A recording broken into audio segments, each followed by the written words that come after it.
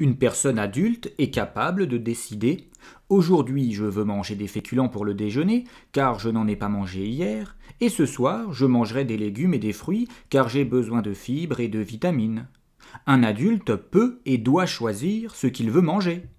Je ne pense pas qu'il existe des personnes qui, en entrant dans un restaurant, seraient fières de devoir choisir celui qui choisira pour elles le menu sans avoir le droit d'évoquer leurs envies et leurs besoins.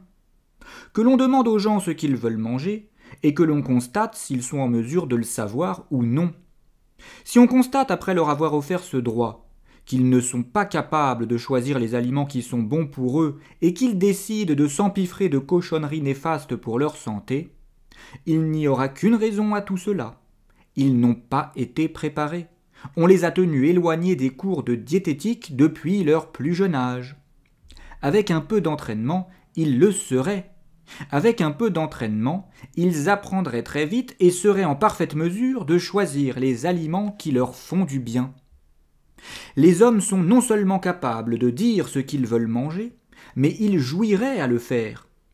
Un chien se contente de manger ce que son maître lui met dans la gamelle, mais pas l'homme, une chose qui pense. Un homme choisit ce qu'il veut manger.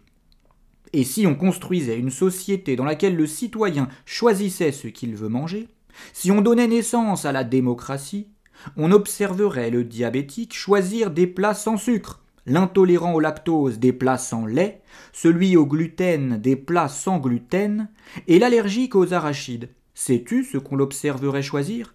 Eh bien, des plats sans cacahuètes.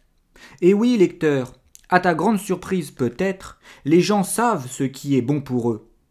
Qu'on leur donne la possibilité de choisir ce qu'ils veulent manger, et on ne verra plus les intolérants au lactose manifester dans la rue parce qu'on leur sert du lait comme seule boisson, ou les végétariens se mettre en grève parce qu'on leur porte des assiettes remplies de viande.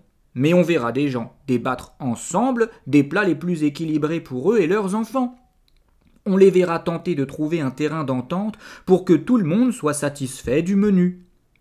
Et oui, en réunissant de parfaits inconnus autour d'une table et en leur expliquant qu'ils ont tel et tel aliment à leur disposition mais que toute la tablée devra manger la même chose, on les observera naturellement décider du menu tous ensemble.